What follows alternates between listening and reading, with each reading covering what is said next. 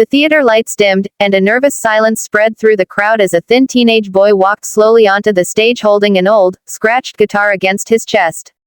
His clothes looked faded, his shoes were worn out, and his hands trembled so badly that even the judges exchanged doubtful glances. One of them leaned toward another and whispered softly, "I don't think he's ready for this stage."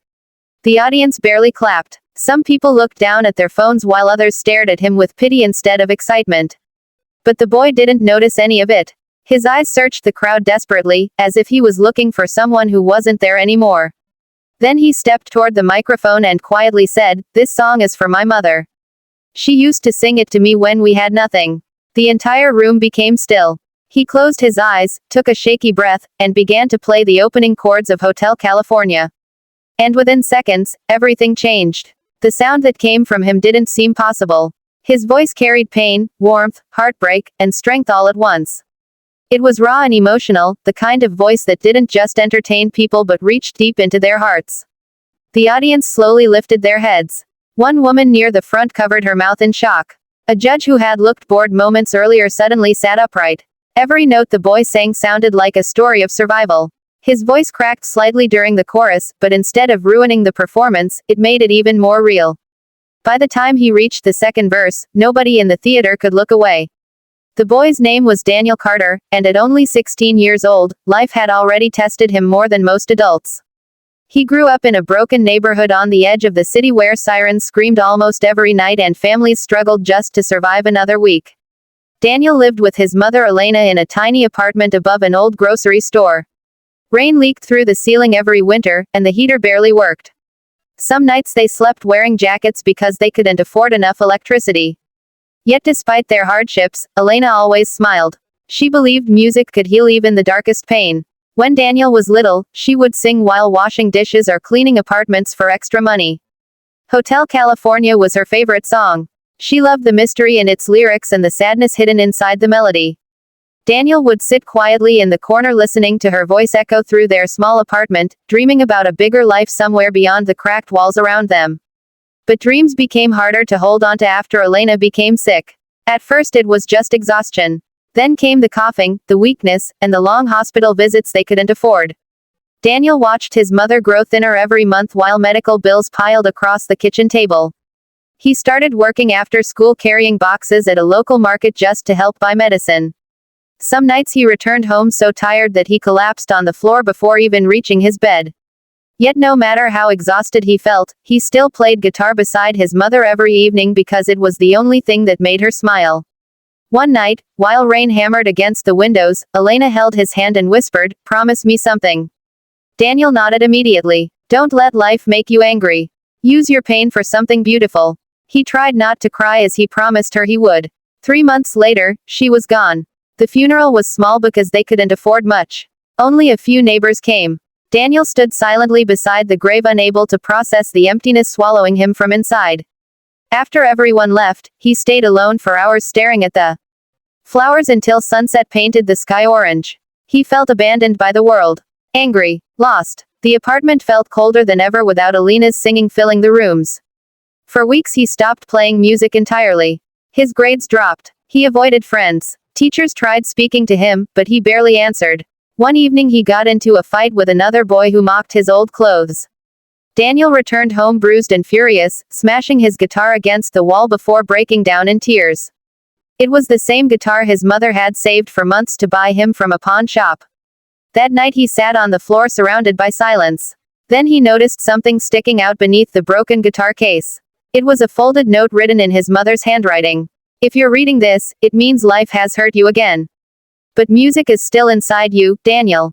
Don't hide from it. The world needs your voice even if you don't believe it yet." Daniel cried harder than he ever had before.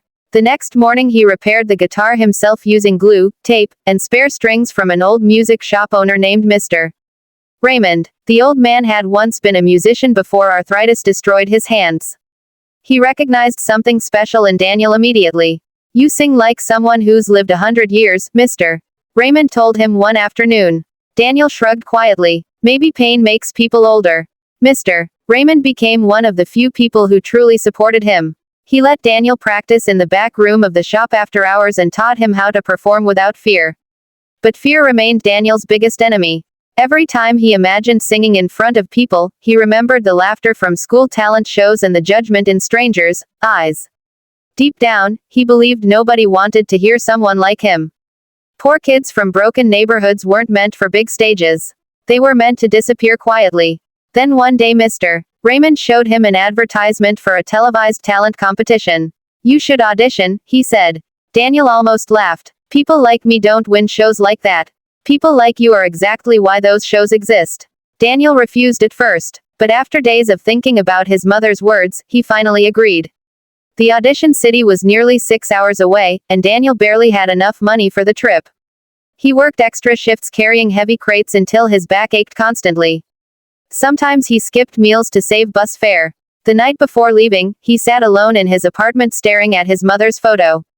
"What if I fail?" he whispered. But somewhere deep inside, another voice answered him.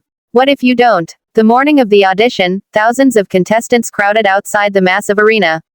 Some wore expensive clothes and carried professional equipment. Daniel stood among them clutching his old guitar case, feeling invisible again. People glanced at him dismissively. A few even smirked. One contestant asked sarcastically, "You really think you can compete here?" Daniel lowered his eyes and quietly replied, "I just want one chance." Hours passed before his number was finally called. Backstage, his hands shook uncontrollably.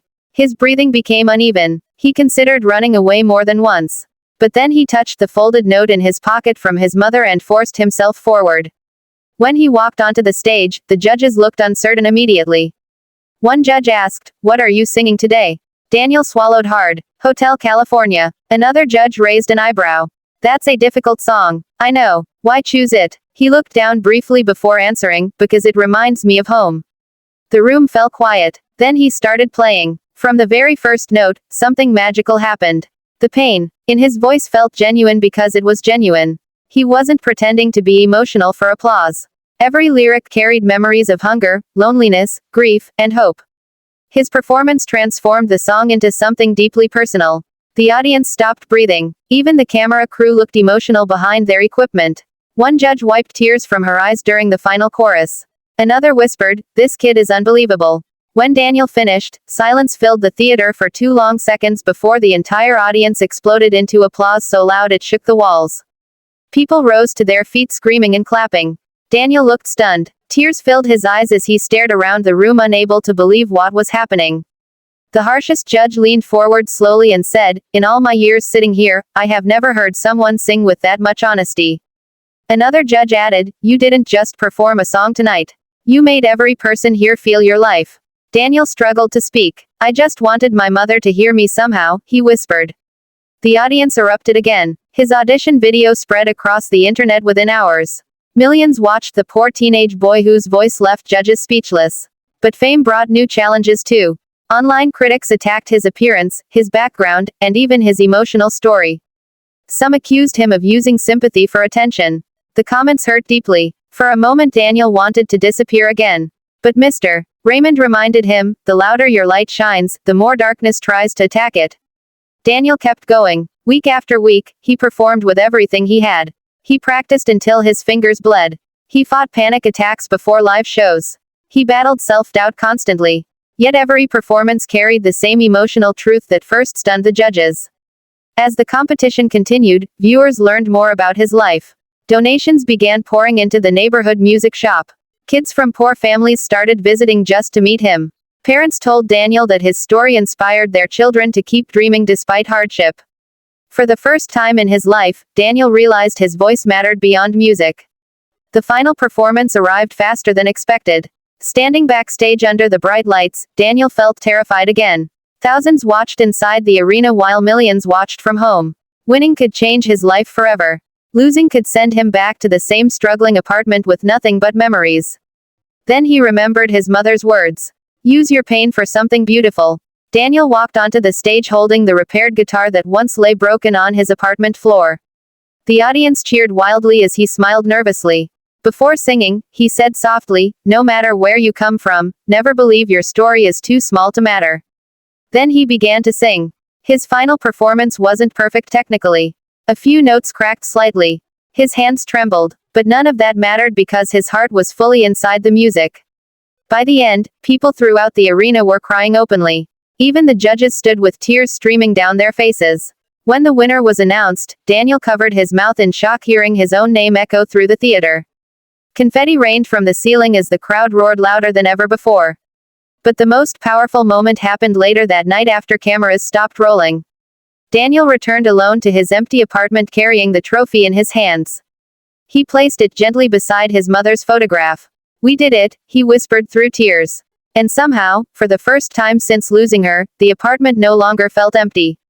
Years later, Daniel used his success to create music programs for children growing up in poor neighborhoods like his own. He visited schools, shelters, and hospitals, reminding young people that talent can come from anywhere and pain does not define their future.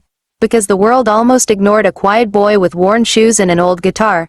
But when he finally sang, he reminded everyone of something unforgettable. Sometimes the most powerful voices come from the people nobody expected to hear at all.